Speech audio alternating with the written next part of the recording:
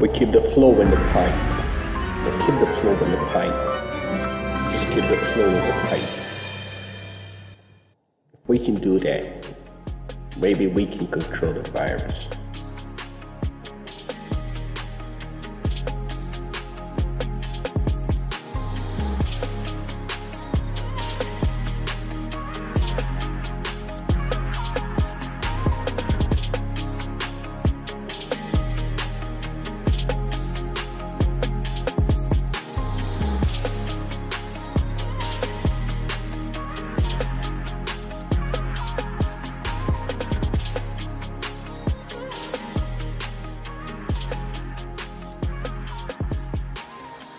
I strongly believe there are lessons the healthcare sector can learn from process safety.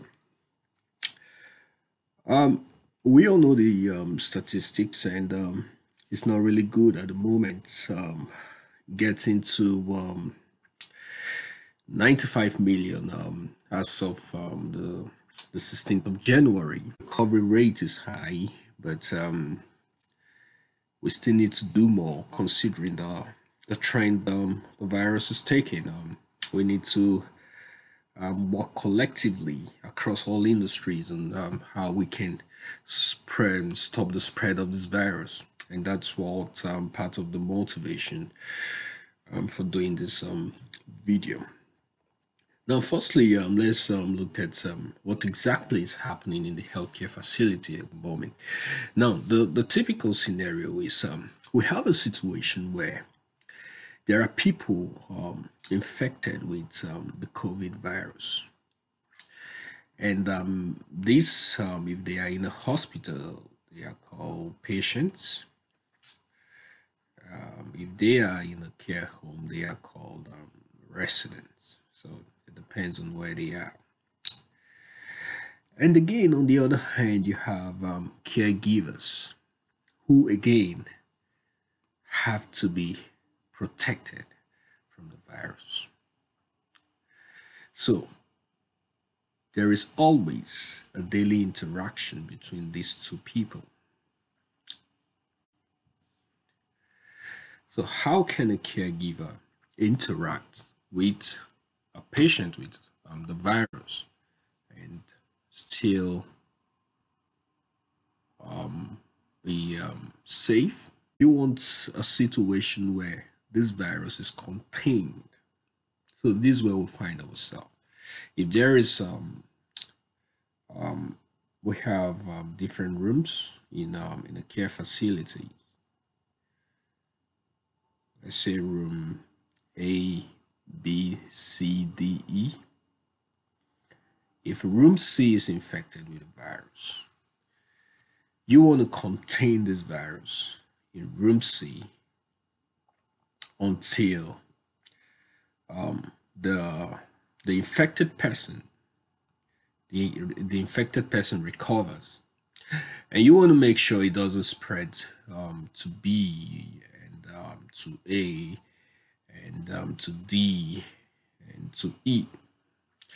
So these are a typical scenario in any care facilities or in most care facilities at the moment. So let's try to understand these hazards more by looking at the bow tie in a care facility.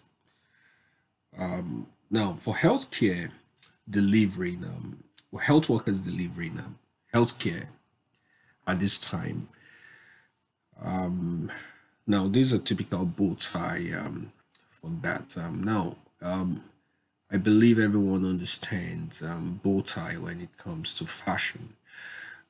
It's just that thing you hang on your neck. It looks like this. Now, this what we have for the fashion bow tie. Now, the same principle applies here. On the left-hand side, we have the causes, and on the right-hand side, we have the consequences. Now, if you look at this, think about this as this COVID ball. the corona ball. Mm. So we are dealing with everything on the left hand side of the bow tie because those are the causes. So in other words, I'm trying to explain what can make a care worker who is delivering healthcare to be infected with COVID-19 and how that can be prevented. Now, if you look at these blue boxes, we have three of them on the left hand side. They are the causes. They are the reason why someone delivering healthcare can get infected with the virus. So you can see that if that person is too close to an infected person, it can get he or she can get infected as well. If the protection equipment are compromised, the person can get infected, and if there is the poor hygiene practice, the person can also get infected. Now, what the bow tie does is it helps us think about barriers that can be in place to prevent someone getting infected. Now, the first barrier I will see on our bow tie is called the telecare. Now, this is a future technology which have the potential of delivering healthcare from a distance. But unfortunately, we have not seen the deployment of this kind of technology in healthcare delivery at the moment. So this can be said to be a future barrier. So definitely it's not something we should talk much about at the moment. Another situation you would expect in this kind of infectious disease area is the well ventilation of the area. So these are design issue as well. So for care facilities at the moment that are not having well ventilated COVID ward, again, this is something they have to look into in the future of how they can redesign their buildings to allow the ventilation of air or circulation of air in those areas. A caregiver has to also think about his face coverings and all other coverings that are protecting the areas where this COVID particle can rest on the surface of the body. So these one area every caregiver considers. And again, on delivering the healthcare, this is the last line of defense. The last line of defense, unfortunately, has to be just the distance between between the caregiver and the infected person. So you see that the farther away the caregiver stands from the infected person, the less likely he or she will get the virus. Now, what the bow tie is telling us is that the failure of any of this barrier can lead to the care worker, care worker getting infected with COVID. The failure of any of this barrier. The same thing applies to the second set of barrier that has to do with the personal protection equipment. If the right PPE is not worn, or if the right procedures is not followed when putting on are not followed when putting on the PPE, or if the PPEs are not properly discarded after use, it increases the likelihood of a care worker or a healthcare worker to get infected with the virus. And the last line of defense, which is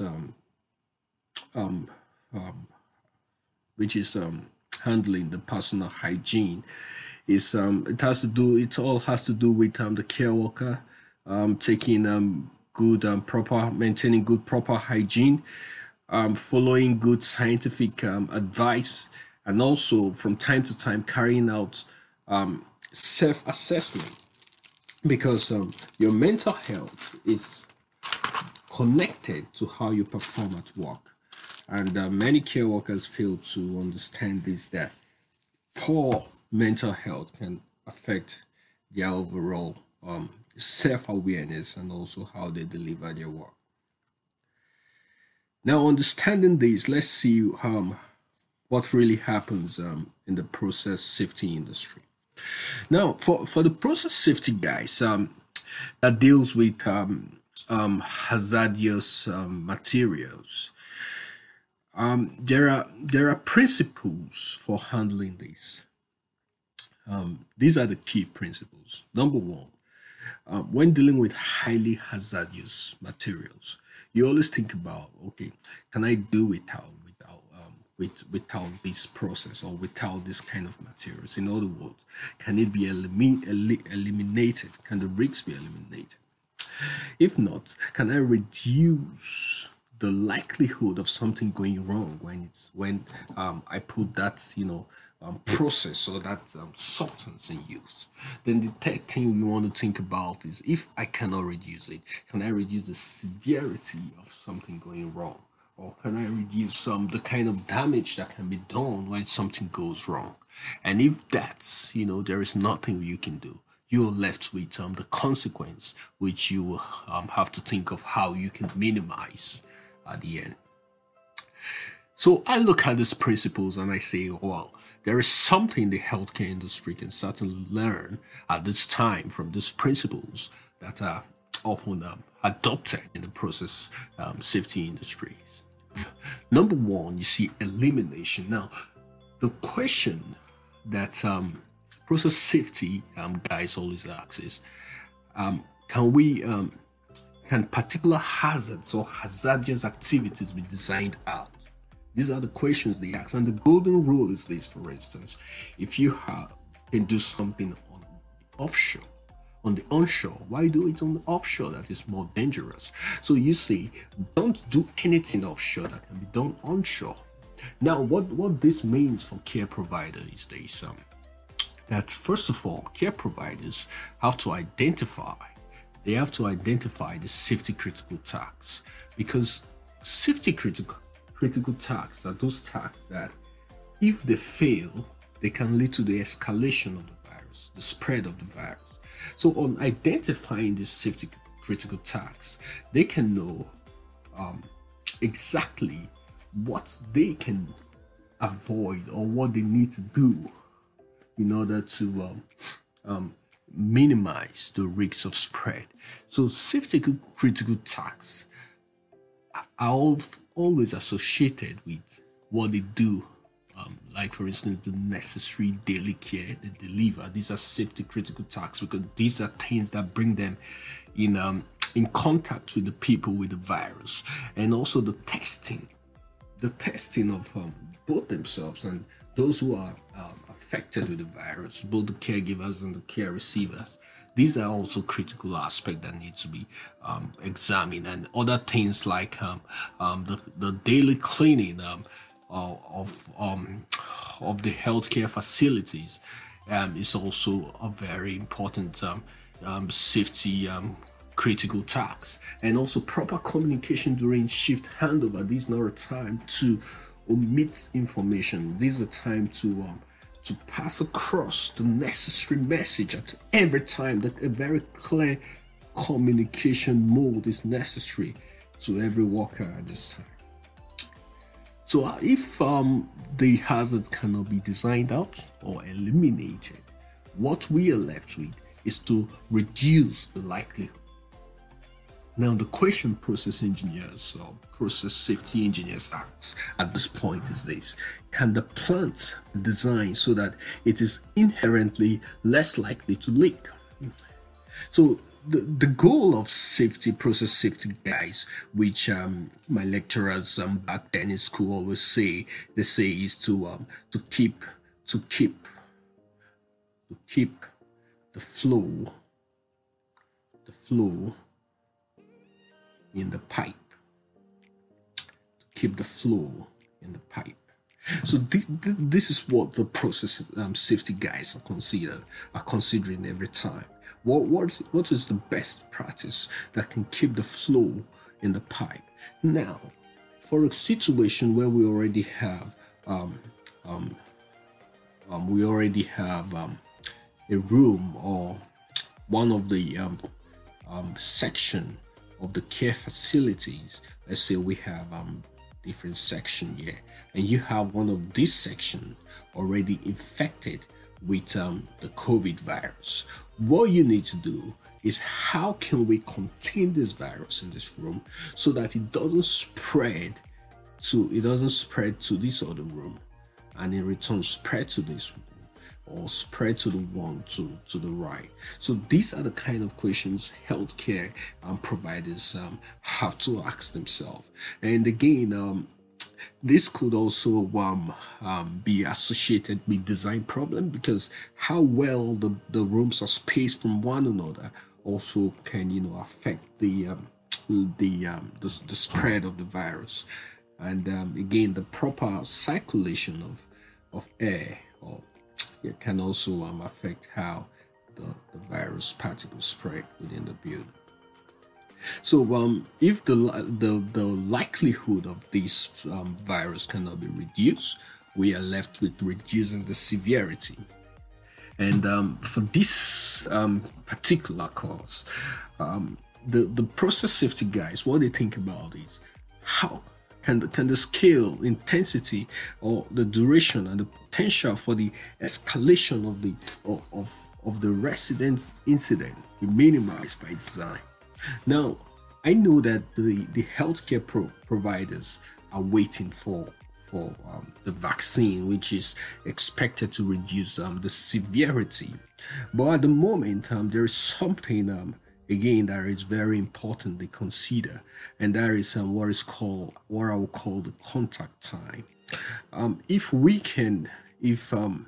the contact between say the caregiver and the care receiver, let's say this is the care receiver.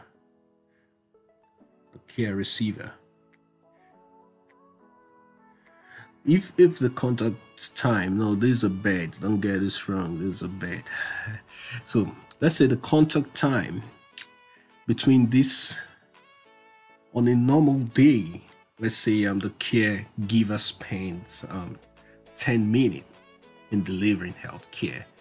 To reduce the severity, the contact time becomes very important, and this time has to be reduced, let's say, to 5 minutes. So these are kind of thing healthcare providers have to think about. How can we reduce the contact time so that we can reduce the severity? And the severity means includes inhaling the COVID particles, and in case you are not properly protected, or even if you're properly protected, are you wearing the right PPEs? COVID particles are extremely small particles. Are you wearing the right kind of nose masks and all these things? So these are things that can be in place to minimize the severity of the virus. And if that doesn't work, then we are left with the last thing, reducing the consequence. For process safety guys, what they do here is they ask this question: can the layout or the operating philosophy be optimized so that fewer number of people are exposed? And again, this can take me back to what I said earlier, that this is the future of healthcare delivery, where we're going to have telemedicine and telecare to minimize this contact time between patients and the healthcare deliverance. Again, vaccine happens to be another thing the healthcare providers are expecting to minimize the consequences of this virus. Well, from this little analysis, you can see that there is very few things, not too many, but just very few things the healthcare providers can learn from the process safety guys. And if you have more, you can also add to knowledge and just share, so that everyone can benefit. I strongly believe we are in a time where all the industry leaders need to rise up and put their house in order. Everyone needs to take charge. We need to get back to work and get our economy back and not be held down by this virus. And I strongly believe that if everyone should take lead in their own field and do something, we can all get back as soon as possible. So in closing, I leave us with the word of the plague, which says, get better, not bitter. Keep walking and switching the latest. So it's your boy Ojutule Paul Onoja, chemical engineer, teacher, and host, Paul Plum on top. In case you see the slide, I'm gonna write this.